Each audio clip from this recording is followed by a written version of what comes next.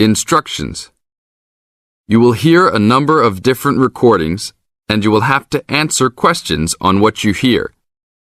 There will be time for you to read the instructions and questions, and you will have a chance to check your work. All the recordings will be played once only. The test is in 4 sections. Write all of your answers in the listening question booklet. At the end of the real test, you will be given 10 minutes to transfer your answers to an answer sheet. Now turn to Section 1. Section 1. You are going to hear a conversation between an agent and a student. First, you have some time to look at questions 1 to 6.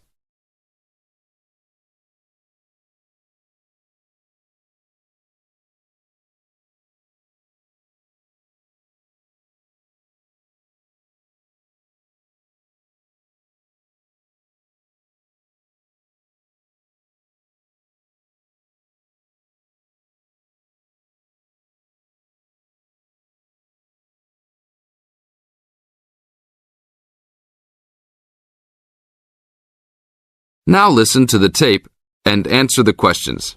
1 to 6. Good afternoon. Good afternoon. Do you rent apartments here? Yes, among other things.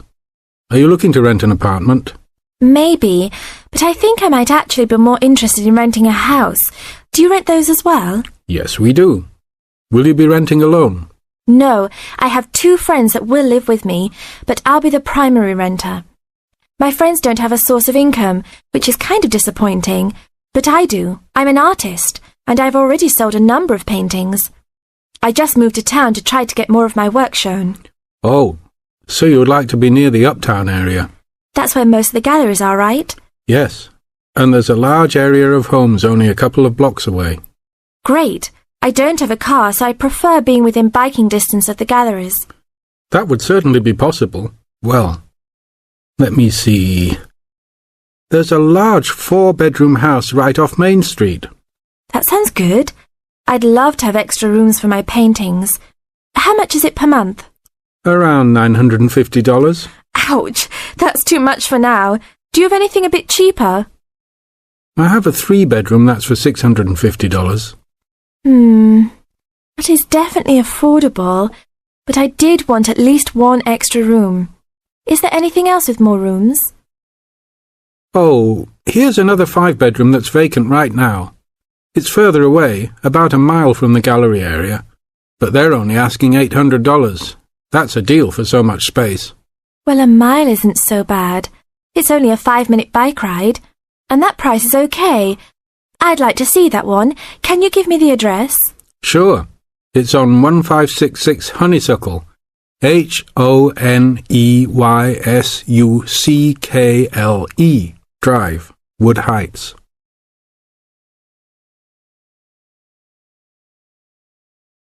Now look at questions 7 to 10.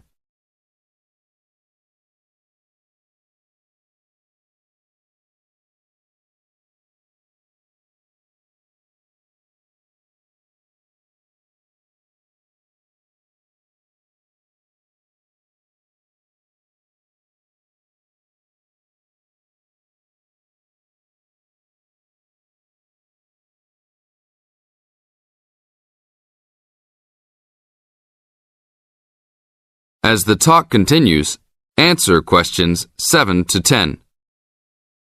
Such a lyrical street name. I like it. Is it furnished? Partially. It has a couch and chairs, a dining table, refrigerator and stove, a wardrobe, a couple of dressers and such, but no beds.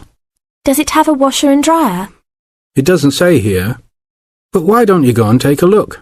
Here's a key. Just bring it back today before 5. We'll do that. An hour or 2 later.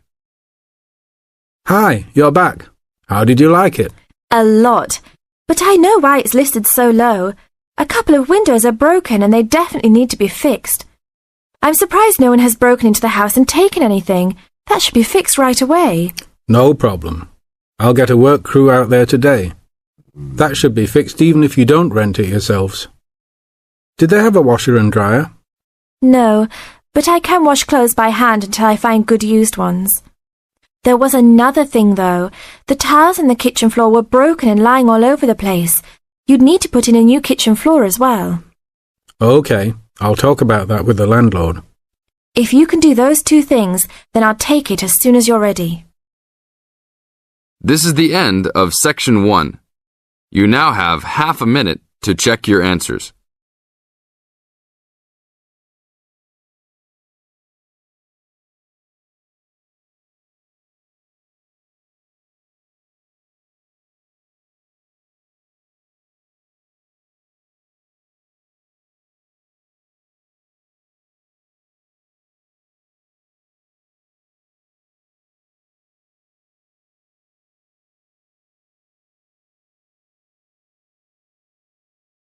Now turn to Section 2. Section 2. You will hear part of a radio program about do-it-yourself house painting. First, you have some time to look at questions 11 to 14.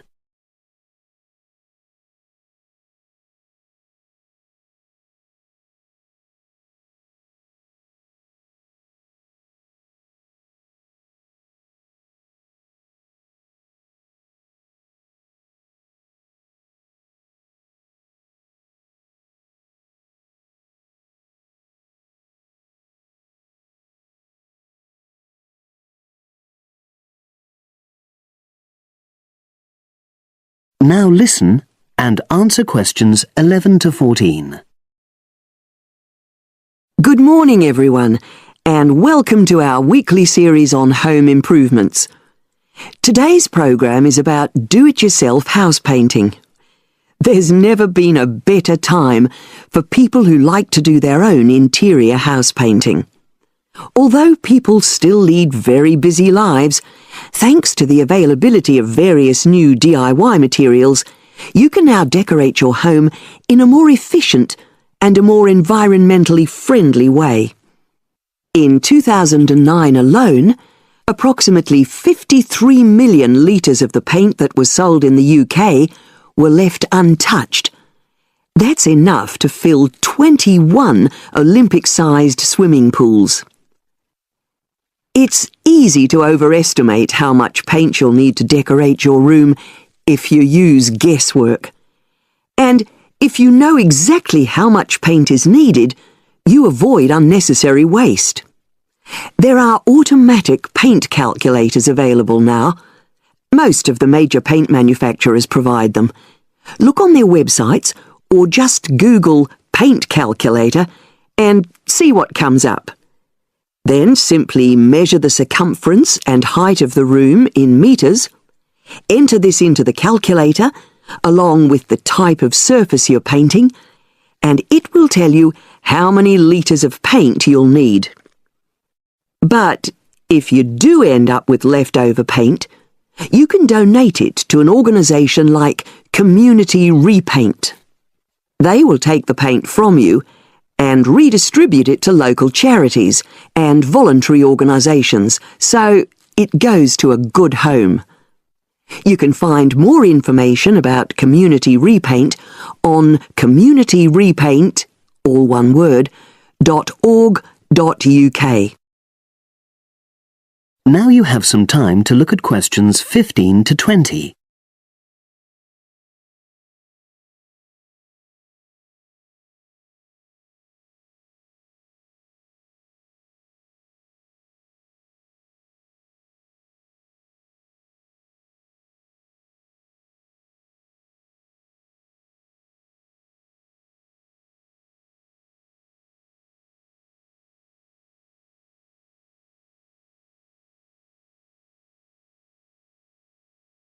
Now listen and answer questions 15 to 20. Another way of avoiding paint wastage is to check you're completely happy with your colour choice before starting to paint. For example, you can get a small sample of the colour you're thinking of using, then paint a board and move it around the room, so you can see how it looks against your furnishings and in different lights. Also, it's always better to buy high-quality paints because you get what you pay for. If you buy cheap paint, you might need to apply 2 or 3 coats to achieve the same coverage that you'd get from 1 coat of a good quality paint. You could also spend a week on a job that could have been done in a day or 2. And consider the environment. Most paint manufacturers now sell water-based paints that don't contain harmful chemicals or give off harmful odours, so get one of these. You can also buy paint that's packaged in recyclable containers. There's a lot more choice than there used to be. You can only do a good job which will last if you prepare the surfaces thoroughly before painting. In fact, in many ways, if you want to do a professional-looking job, this is more important than the painting itself. If there are any cracks or patches of loose plaster, painting over them won't solve the problem. Take the plaster out and fill the holes, allowing enough time for the new plaster to dry. And you won't get a smooth finish if the walls are dusty or greasy. So washing with water isn't enough. Use a solution of decorator's soap and rinse well with warm water afterwards. When you're ready to paint, we suggest you use a medium pile roller for walls and ceilings. A lot of people tend to use short pile rollers, but these give a patchy finish, and that wastes paint and time. Similarly, long pile rollers can create a thick textured effect, which looks messy. The same goes for brushes. The stronger the bristles, the easier they are to wash and reuse. And as you've chosen a water-based paint, clean your brushes with cold water, because it's more energy efficient that way. As you're decorating, keep transferring small amounts of paint into a tray and keep topping it up when you need to. This reduces the chance of it being contaminated by dust and pieces of dirt. And finally, water-based paint doesn't have a lingering smell, so that's not an issue anymore. But it's airflow rather than heat that helps the paint dry quicker. So, to help finish the job in the quickest time, leave your doors and windows open. The faster the paint is dry and the job finished, the quicker you can start enjoying your room. In tomorrow's program, I'll be giving some advice on... That is the end of section 2. You now have half a minute to check your answers.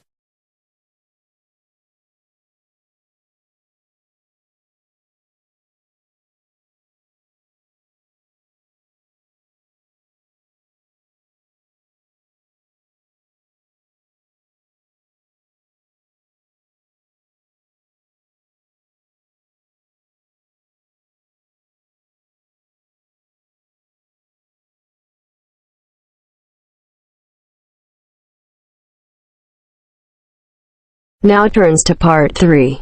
Part 3. You will hear a student talking to her tutor about a presentation. First, you have some time to look at questions 21 to 23.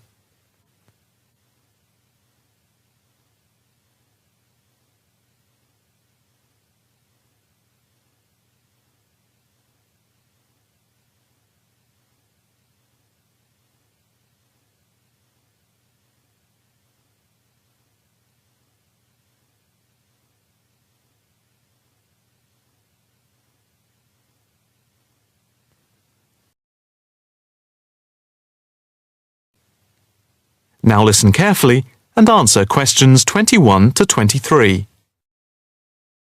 Excuse me, Dr. Owen, Oh, hello, Karen. Have you got a few moments? Yeah, sure. How can I help you? Well, I've had difficulty finding data on the original question, and I was wondering if I could change my paper to Investment in Knowledge, comparing some European countries with the United States, and then with others throughout the world, including the OECD average. I found lots of data by way of graphs, etc. Where did you get the data from? From various sources, books and journals. How are you going to present the material? I am going to use the electronic whiteboard as suggested and do a blend of graphs, pictures, text and podcasts to illustrate my presentation. It sounds very impressive. Yes, let's hope the whiteboard works. But I'm also going to have a PowerPoint presentation for a backup, just to cover myself. A backup is a good idea, but it's a lot of work doing everything twice. It is, but at least I'll have experience of both. Before we talk about how to use the data I've selected, could you give me the names of a few websites I should look at for more specific background material? When you type in anything to do with knowledge, there are millions of sites listed. Before you hear the rest of the conversation, you have some time to look at questions 24 to 30.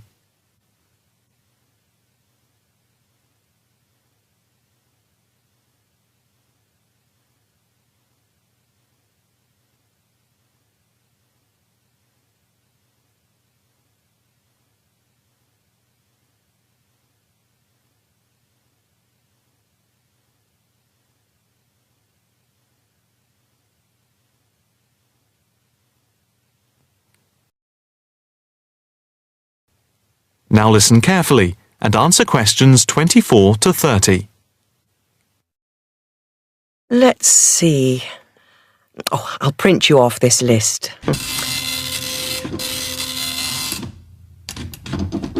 Oh, there we go. Right. Do I really need to study everything on these? No, I suggest there are 5 or 6 you can look at. The one you have to go through is the IT department section on the university site, which is www.kmul.org. It has articles by all of us in the department and has links to useful information, so I think it is essential to look at this.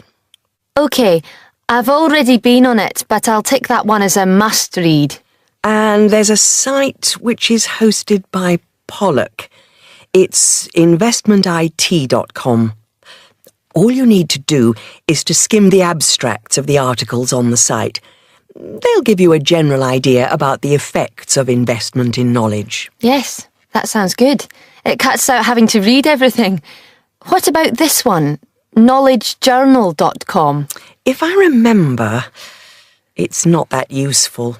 I would say that there are very few things that you need to read there. Then there's itknowledgereview.com. It's got loads of articles, but it's probably best just to read those that have come out in the last term or so. Do you have to subscribe? No, it's free from the university library. And another free journal online is itonline.com. I wouldn't say it's essential to read it, but it is beneficial. And so I think it is worth a look. If you think it's useful, there is no harm in looking at it. But nationalstatistics.com is worth looking at and trying out the links that it gives. I think these are probably enough to be getting on with. I think so. There's another thing I want to ask about. How much material should I use in my presentation? Avoid crowding the screen. If you have lots of information at one time, people will not be able to follow it and will just switch off. That's worth remembering. I've been in lectures where there was too much detail on the screen and it was impossible to read quickly. But what about visuals? Do you think it's okay to mix visuals and text? Visuals are very useful, but they must be relevant, or else people will get confused about what they mean and why they are there, and they won't pay attention to what you are saying. So be careful. From what I can see, you have the makings of a very good presentation. Thank you.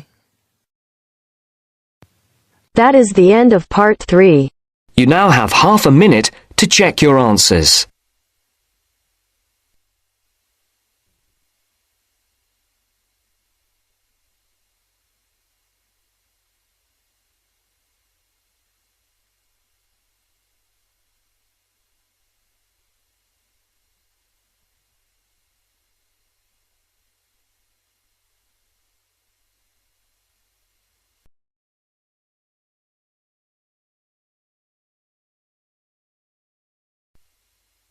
Now turns to Part 4. Part 4. You are going to hear a lecture on life at work, which is being given as part of a series of lectures on productivity and work practices. First, look at questions 31 to 35.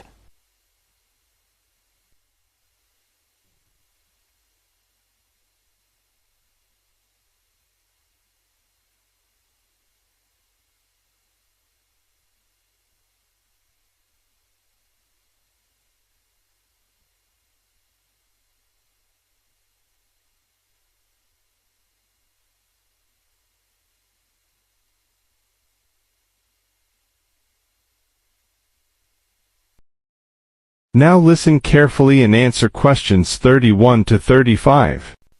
Good afternoon. My name is Dr. Charles Butt, and I shall be giving you a series of lectures on productivity and work practices over the coming weeks.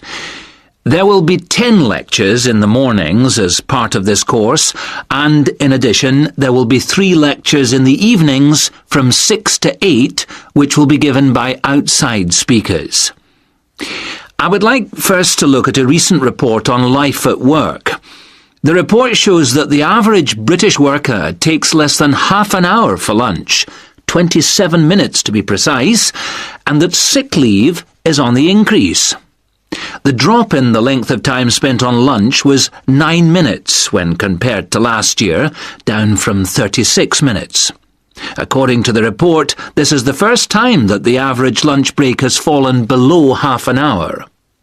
As regards sick leave, you can see that the average figure is 10 days per year. That's up by 1 day in 2002 compared to 2001. While physical illness was given as the most common reason for absence in the case of non-manual workers, stress was the most common cause of long-term absence. It's worth noting here that 9 out of 10 workers claim that stress is a problem in their organisation, and that 8 out of 10 bosses are feeling more stressed than ever before. I would just like to say here that we will be looking at the stress in work and study at a later date. And we'll be looking particularly at ways of dealing with it in studying, particularly for exams. You can see from the calendar that Professor Appleyard will be giving a lecture on this topic the week after next. The report also says that just below 50% of workers claim that they were taking less time off for holidays than they were entitled to. I'm not sure that this will be believed by the employers. Previous surveys have suggested that about 1/3 of days that have been taken by workers as days off sick were regarded by bosses as not being the result of genuine illness. Some more hard data is required to corroborate both these claims. Before the speaker continues, look at questions 36 to 40.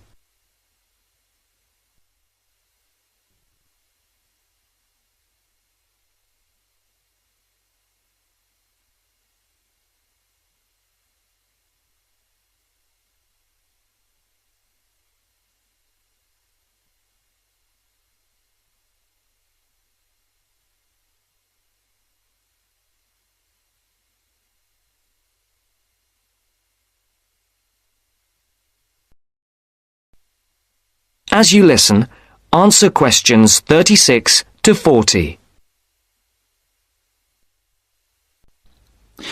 All this suggests that employers are driving their workers too hard. The effects of overworking mean that workers are now being stretched beyond their limits, both physically and mentally.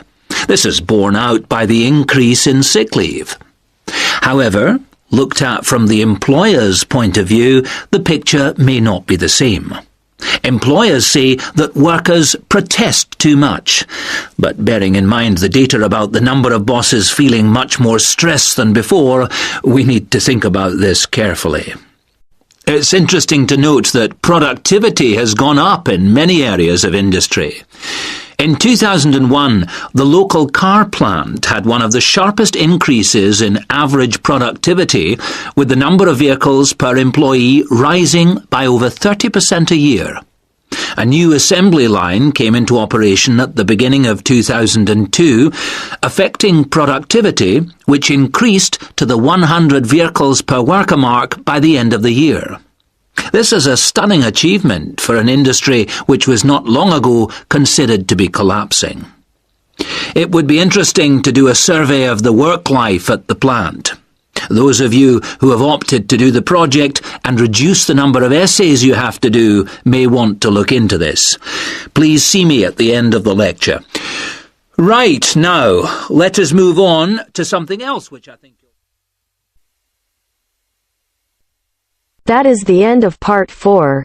You now have half a minute to check your answers.